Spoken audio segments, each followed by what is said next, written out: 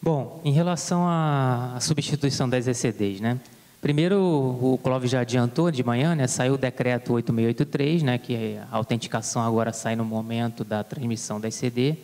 E o decreto também prevê o que era feito com o que seria feito com o legado, né? Então, o que estava atrás, né? Então, de acordo com o decreto, as ECDs que não estivessem sob exigência ou indeferidas estariam automaticamente autenticadas.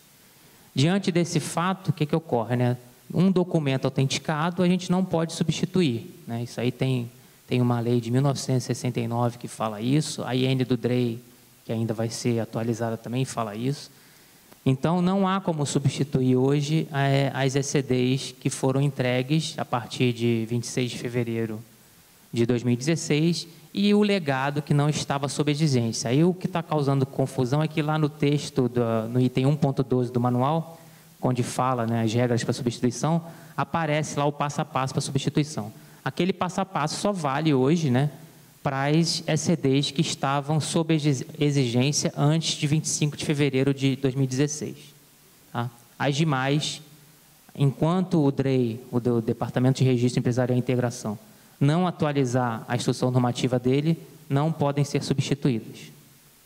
Isso significa, mais ou menos, fazendo uma analogia com o E-Social, que aquilo que era do passado se resolve da forma do passado, e aquilo que é do jeito novo se resolverá de um jeito novo. Mais ou menos, porque o passado havia escriturações no passado que estavam ainda em análise, recebidas. Sob exigência continua, né? Mas nesses outros estados, né, em análise, recebidas, aguardando pagamento, todas elas se tornaram automaticamente autenticadas a partir de 20... Por causa da transmissão? Não, elas já estavam na base em status diferentes de sob exigência. Então, todas elas, de acordo com a regra que está lá no decreto, no parágrafo único do artigo 2º do decreto, estão autenticadas, vão ficar autenticadas a partir de 25 de fevereiro. Então, elas estavam em outros estados e se tornaram autenticadas. Elas não foram transmitidas depois do decreto, foram transmitidas antes. Isto? Mas elas já estão autenticadas. Elas já ganharam o status de autenticadas. Já ganharam o status autenticados. As únicas que não estão autenticadas são as que estavam sob exigência, que continuam podendo ser substituídas. Então, essas, as juntas ainda estão tratando, né? As empresas têm notificação das exigências e precisam substituí-las para ficarem autenticadas. Tá? Então, isso é o que está valendo. Perguntam muito, a taxa, a Receita não cobra taxa. Como a autenticação é automática, não há mais taxa a pagar para a junta. O sistema ECD só foi atualizado dia 10 de maio, não, de 10 foi segunda, né? Foi na semana anterior. Dia 3 de maio ele foi atualizado, porque até então ele ainda estava gerando requerimentos de autenticação para juntas. Então, dia 3 de maio ele foi atualizado, não tem mais requerimentos de autenticação, não tem mais requerimento de substituição. Tá? Agora, transmitir o recibo é o termo de autenticação e não pode substituir, até a definição do DREI. Provavelmente, como existe uma lei que fala que documento autenticado não pode ser substituído, o DREI possivelmente vai criar uma forma de cancelar a autenticação para aqueles casos de erro de fato, né? E aí, nesse caso... Aquele que torna a escrituração imprestável. Nesse caso, aí tem que ter um rito para a gente poder fazer essa substituição das CDs. Nos casos em que você descobre erro no exercício atual, né, que não seja erro de fato, você faz a correção no próprio exercício, como também já prevê a IN do DREI e as normas do CFC.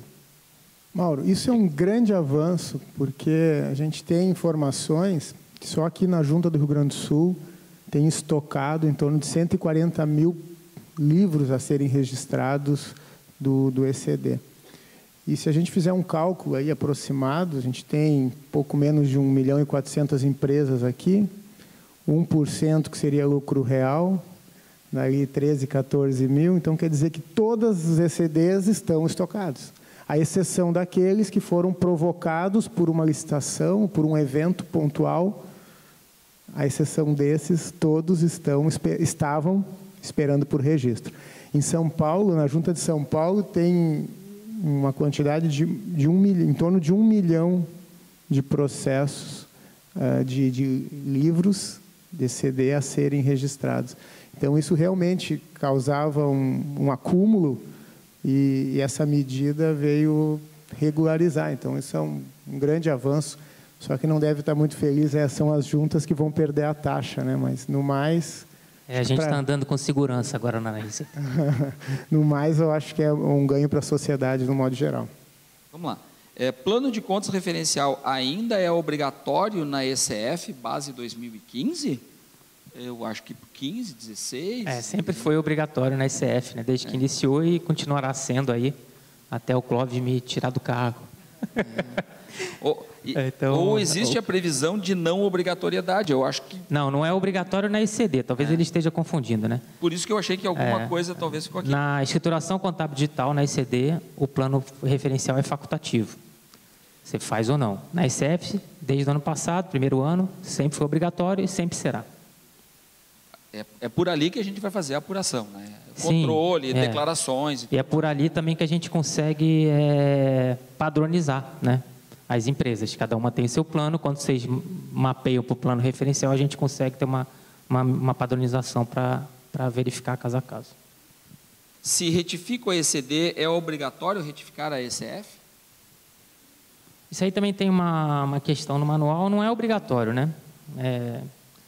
Só uma correção de termo, né? A gente nunca retifica a ECD porque ela tem que ser substituída por inteiro, né? Então a escrituração a gente substitui a ECD, né?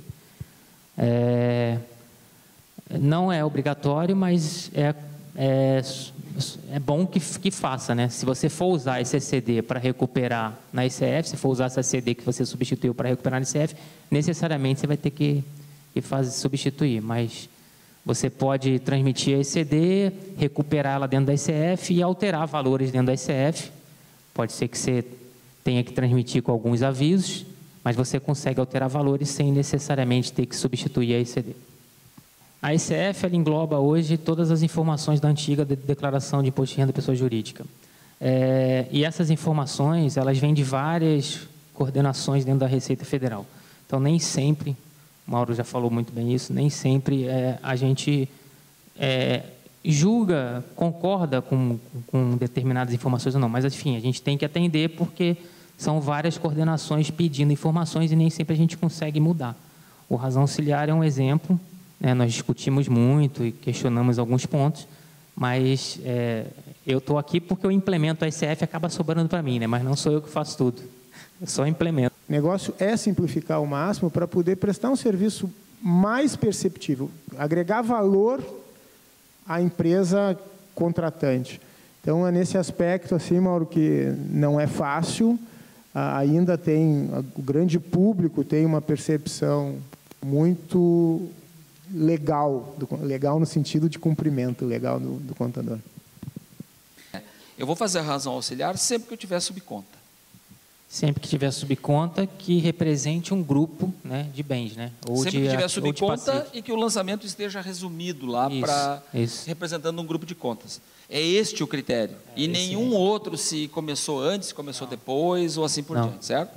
Por quê? Porque aquele lançamento que está numa subconta provavelmente vai ter Não importa se começou antes ou depois. Você pode fazer um AVJ agora em 2016, se ele for representando um bem, mais de um bem, você tem que ter uma razão auxiliar. Uma razão auxiliar com 2. Eu tenho uma Kombi e um Fusca, cada um dos dois eu vou fazer um AVJ e vou fazer uma razão auxiliar, porque a minha conta não representa o lançamento do Fusca e da Kombi. Exato. Eu tenho sumarizado e lá no razão é que eu vou deixar explícito que X é da Kombi e X é do Fusca. A ideia do razão é justamente essa, você abrir, você tem um lançamento lá de 100 e abrir, esses 100 é para cada valor, para cada bem. Para permitir olhar com olhos de lupa nesse requisito, certo? Exato. Porque é para poder fazer a fiscalização. Okay. Primeiro ponto, falar das alterações que o CFC também fez, né, do Conselho Federal, agradecer o Conselho, alterou o CTG 2000 e o CTG 2001 e o ITG 2000, né, Num deles, ele colocou igualzinho o decreto, prevendo a autenticação via sistema público, alterou, né, que antes estava via registro civil. Então, isso também está reforçando o decreto, isso ajuda. E no outro deles, que é o ponto que está gerando bastante dúvida no Fale Conosco, é a questão de não informar uma conta no plano de contas se ela não teve movimento nem saldo no período. A gente botou no manual, citando inclusive a interpretação essa interpretação 2000 do CFC, né? Só esclarecendo, né? Para aquelas empresas que entregam a ECD mensal, a conta precisa, ela pode não ser informada caso ela não tenha saldo nem movimento em todo o ano, né? Não pode sumir com essa conta no mês de dezembro, por exemplo, que não vai recuperar na ECF, vai dar erro. Então, isso tem gerado muita dúvida no Fale Conosco. A instrução do CFC fala em período, só que período é o período da escrituração. A funcionalidade do sistema de permitir entregar ECDs por mês não significa que você pode sumir com uma conta num mês, porque naquele mês específico ela não teve nem saldo nem movimento.